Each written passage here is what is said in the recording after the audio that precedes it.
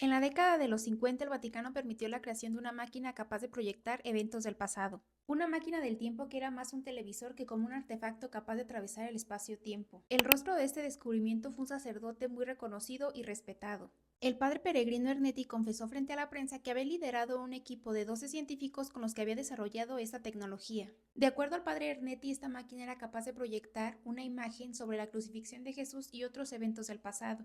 Parecía tan sencillo como prender el televisor y buscar qué era lo que querías ver. Solo que en lugar de noticias o una película eras capaz de proyectar eventos que habían pasado quizá hace más de 1000 años. Fue una gran noticia que poco después se tachó de fraude. Todo este caso se llenó de mucho misterio, algunas acusaciones de posible encubrimiento por parte del Vaticano o alguna campaña de desprestigio contra este reconocido sacerdote. Una hazaña histórica, un encubrimiento del Vaticano o una estrategia de reconocimiento basada en engaños creada por este sacerdote italiano. Acompáñame a descubrir todos los misterios detrás de este gran invento. El cronovisor, un gran avance científico o una gran estafa. Esta supuesta máquina del tiempo ha estado envuelta en controversia desde las declaraciones del padre Ernetti hasta la fecha.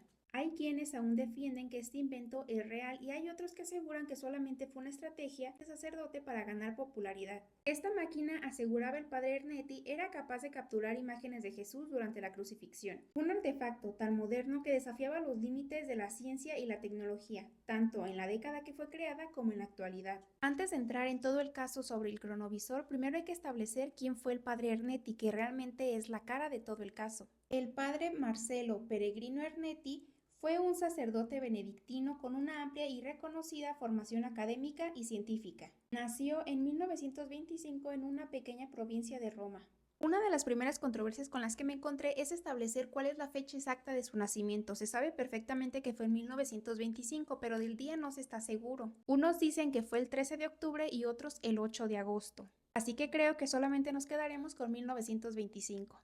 A los 16 años ingresa a la abadía veneciana de San Gregorio Maggiore, una orden benedictina a la que estuvo vinculado toda su vida. Ernetti destacó mucho por su inteligencia y por sus múltiples dominios disciplinarios. El padre Ernetti no era cualquier persona, era un hombre bastante culto que había cursado varias licenciaturas. Era licenciado en teología, lenguas orientales, filosofía y letras, física cuántica, diplomado en piano, erudito en latín y griego.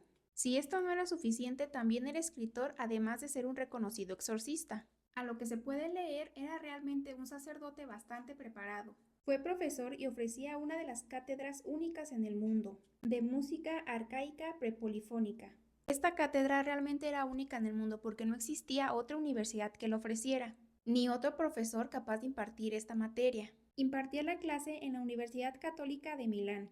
Esto lo llevó a conocer a otro muy destacado y casi siempre olvidado personaje, muy relevante para el desarrollo del cronovisor, el padre Francisco Agostino Gemelli. Ambos sacerdotes tenían conocimientos en el estudio de oscilografía electrónica, y esto fue algo de lo que los hizo coincidir y comenzar a trabajar juntos. Una de sus colaboraciones fue con oscilógrafos y magnetófonos. Esta colaboración nos llevó a capturar algo que jamás creyeron posible. Descubrieron una voz que nadie escuchó durante el proceso de grabación, pero al momento de reproducir el sonido la escucharon, esa voz ahí estaba. Lo extraño fue que en el laboratorio no había alguien más con ellos, pero el padre Gemelli lo reconoció de inmediato. Esa voz él ya la había escuchado. El padre Gemelli confesó que esa voz que habían capturado era de su padre, que tenía años de haber muerto. De manera lógica, por supuesto, no tenía sentido que la voz estuviera ahí. Claro que te ayudo, era lo que se reproducía. Sin quererlo, estos dos sacerdotes habían capturado por primera vez una psicofonía. Estas que se hicieron muy famosas años después por capturar las voces de los muertos. Así es como el 17 de septiembre de 1952 estos dos sacerdotes capturan la voz de una persona que ya no ocupaba este plano, pero que parecía que era capaz de seguirse comunicando. Ernetti y Gemelli se dieron cuenta de este magnífico descubrimiento y acudieron de inmediato al Vaticano para informárselo al Papa Pío XII.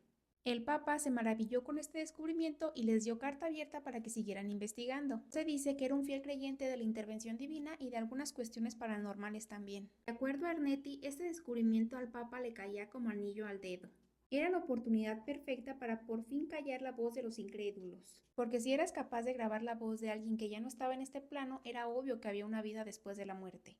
Durante las investigaciones de Gemelli y Ernetti fueron llegando a la conclusión de que las voces de los muertos sí podían ser grabadas. Ahora la pregunta sería, ¿cómo pasaron de grabar psicofonías a crear una máquina capaz de capturar eventos del pasado como si fuera un televisor? Para el padre Ernetti y Gemelli, las ondas que emitimos constantemente debían de ir a algún lugar, no podían simplemente desaparecer.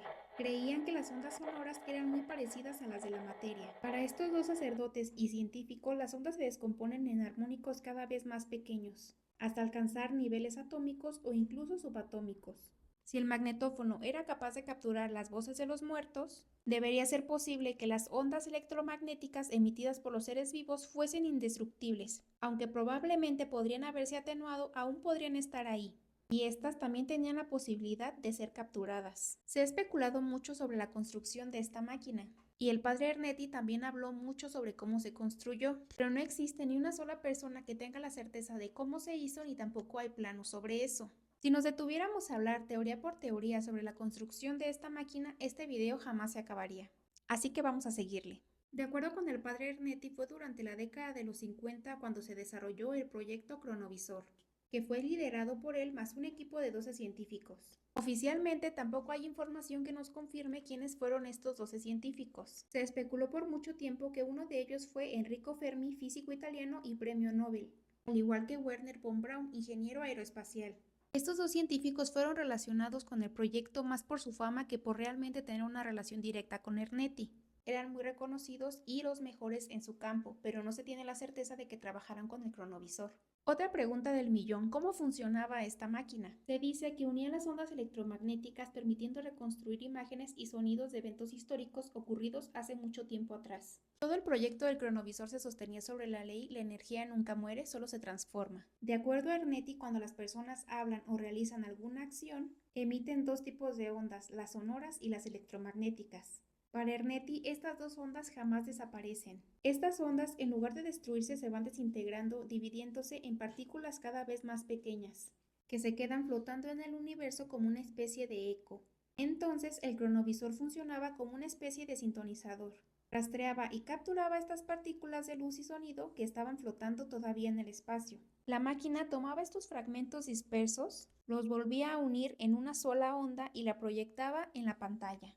Si estas ondas estaban por ahí dispersas en el universo, lo que hacían era capturarlas con el aparato y poderlas proyectar en la pantalla. Cuando uno no es científico, esto sí suena bastante razonable. El cronovisor podía describirse como un televisor.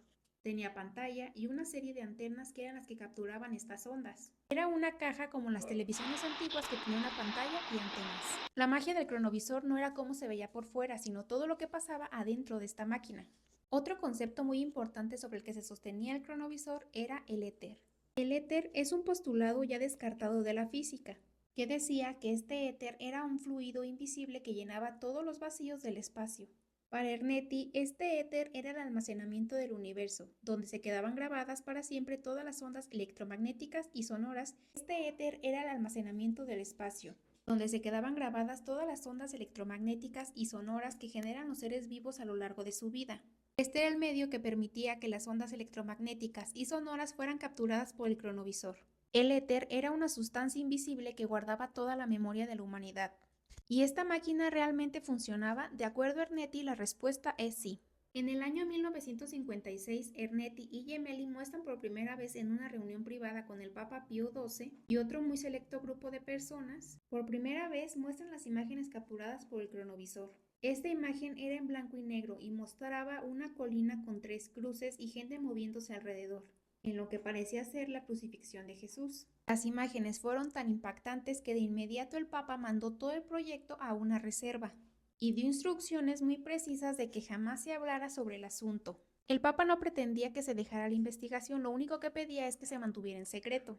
No dejó de financiar el proyecto, pero sí pidió que guardaran silencio. El padre Ernetti guardó tanto silencio como pudo hasta 1972, cuando el Papa Pío XII ya tenía 14 años de haber fallecido. Y es en 1972 cuando el padre Ernetti decide darle exclusiva a un periódico italiano, La Domenica del Corriere. Ahí me disculparán mi mal italiano.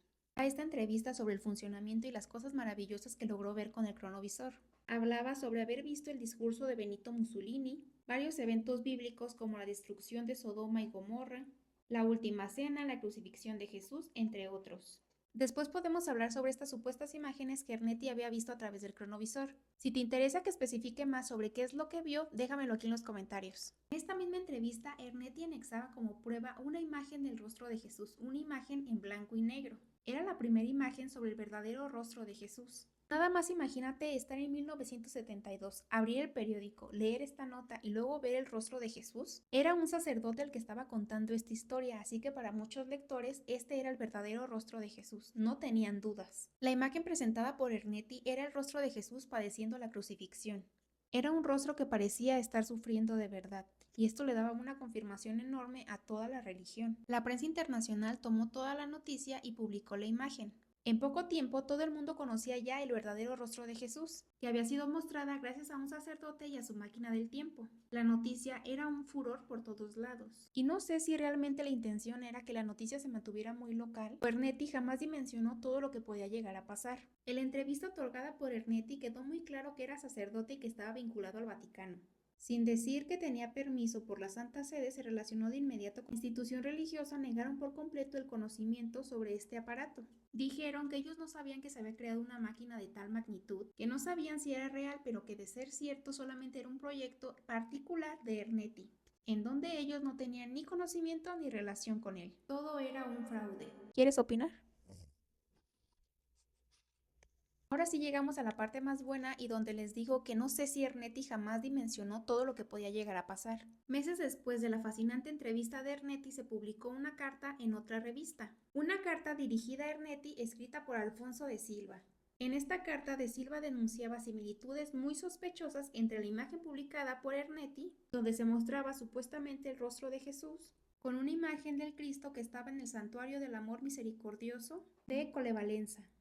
Agregó en su carta dos fotografías comparando las imágenes. Las similitudes son bastante innegables, salvo algunas pequeñas diferencias, pero son diferencias tan mínimas como el contraste entre las imágenes. Cuando estas dos fotografías se ponen una contra otra, ya la fotografía presentada por Ernetti se ve mucho menos humana. Ya no se le ve vida a ese rostro de Jesús padeciendo en la cruz. Parece más una imagen que una fotografía real. Todo el mundo comenzó a decir que Ernetti y el cronovisor solamente eran un fraude.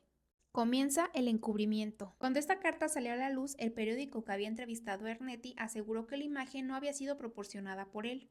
Este periódico dijo que la imagen había sido entregada por un hombre no identificado conocido como el Hombre X, que les había contado todo sobre el cronovisor, les había entregado la imagen y los había hecho buscar a Ernetti. Este hombre era el que supuestamente había entregado la fotografía al periódico, lo que no relacionaba a Ernetti con el fraude. Es decir, el cronovisor era real, pero ellos se habían equivocado en publicar una imagen que no había sido entregada por el sacerdote. Aún así, siempre se especuló que Ernetti era el que había filtrado la imagen y que era parte de todo el engaño.